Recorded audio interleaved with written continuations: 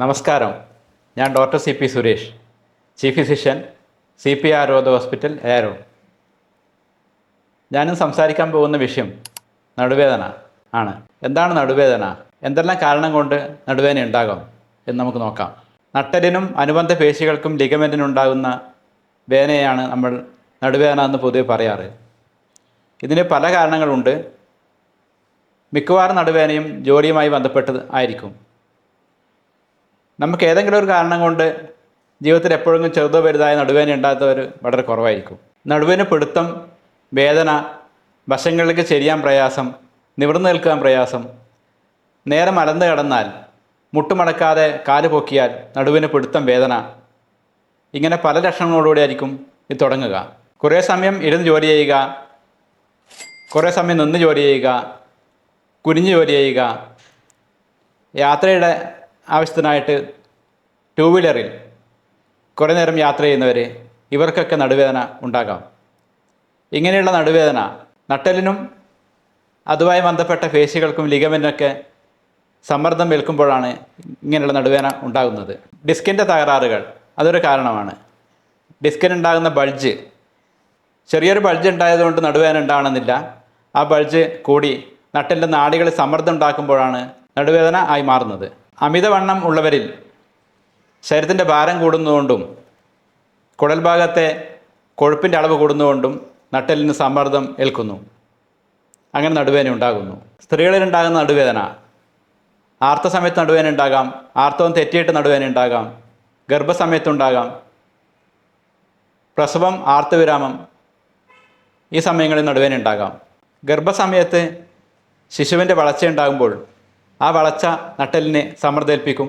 അങ്ങനെ നടുവേദന ഉണ്ടാകും. പ്രസവശേഷം പേശികൾ, ഉദരത്തിലെ പേശികൾ അയഞ്ഞു പോകുന്നതുകൊണ്ട് നടുവേദന ഉണ്ടാകാം.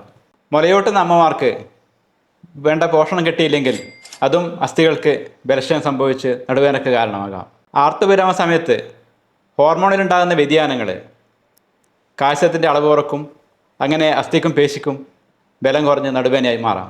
പിന്നെ കാണുന്ന നടുവേദന സ്കോളിയോസിസിലാണ്. സ്കോളിയോസിസ് ഉണ്ടായതുകൊണ്ട് നടുവേദന ഉണ്ടാകണമെന്നില്ല. സ്കോളിയോസിസ് വളരെയധികം വർദ്ധിച്ച് നട്ടെല്ലിൽ സമ്മർദ്ദം ഉണ്ടാകുമ്പോൾ അത് നാഡികൾ ഞെരുക്കുണ്ടായിട്ട് നടുവേദന ഉണ്ടാകാം. ഹൈപ്പർ പാരാതൈറോയിഡിസം, പാരാതൈറോയിഡ് ഗ്രന്ഥിയുടെ പ്രവർത്തനം വർദ്ധിക്കുന്ന കാരണം രക്തത്തിൽ കാൽസ്യത്തിൻ്റെ അളവ് കൂടും. അത് നീളമുള്ള എല്ലുകൾ വളയാൻ കാരണമാകുന്നു. താടിയെല്ലിൻ്റെ ഷേപ്പ് മാറും, നടുവേദന ഉണ്ടാകും. കൂടെ അധികം മൂത്രം, വേർപ്പ്, ഇതൊക്കെ ഉണ്ടാകാം. ഓസ്റ്റിയോമലേഷ്യ, പ്രായമായവരിലെ റിക്കറ്റ് എന്നാണ് ഇതിനെ വിശേഷിപ്പിക്കുന്നത്. ഇതും വിറ്റമിൻ ഡി, കാൽസ്യം ഇതൊക്കെ കുറയാൻ ഒരു കാരണമായി വരുന്നുണ്ട്. ഹെർപ്പിസ് വൈറസ് പോലുള്ള അണുബാധ സമയത്തും നട്ടെല്ലിനെ ബാധിക്കുന്ന TB, അസ്ഥിയെ ബാധിക്കുന്ന ക്യാൻസർ, കുടൽ, പ്രോസ്റ്റേറ്റ് ഗ്രന്ഥി ഇവയൊക്കെ ബാധിക്കുന്ന ക്യാൻസർ, ഗർഭാശയത്തെ ബാധിക്കുന്ന ക്യാൻസർ, ഇവയൊക്കെ നടുവേദനയ്ക്ക് കാരണമായി വരുന്നുണ്ട്. മലബന്ധം, അർശസ് ഉള്ളവരിലും നടുവേദന കാണാം. കിഡ്നി സ്റ്റോണിൽ കാണാം. പ്രായമായവരിൽ അസ്ഥി, പേശി ഇവയുടെ ബലം ക്ഷയിച്ചിട്ട് അതും നടുവേദനയ്ക്ക് കാരണമാകാം.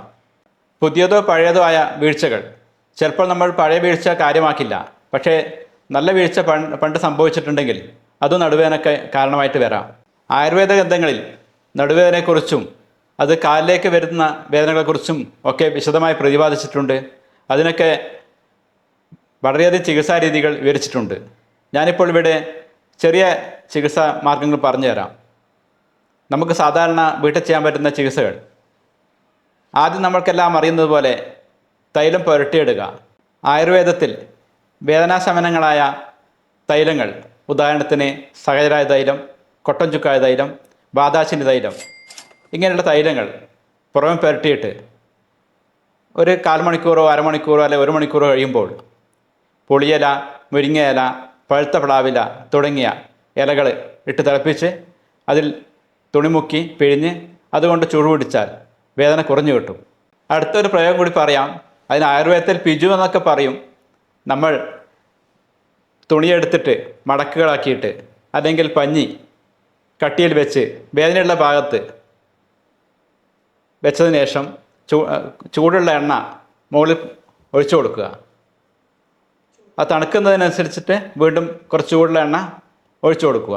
ഇങ്ങനെ 15 മിനിറ്റോ അരമണിക്കൂറൊക്കെ വെച്ച് കഴിഞ്ഞാൽ വേദനയ്ക്ക് വളരെയധികം ശമനം കിട്ടും. നമ്മളിവിടെ പല കാരണങ്ങൾ കൊണ്ട് നടുവേദന ഉണ്ടാകുമെന്ന് പറഞ്ഞല്ലോ.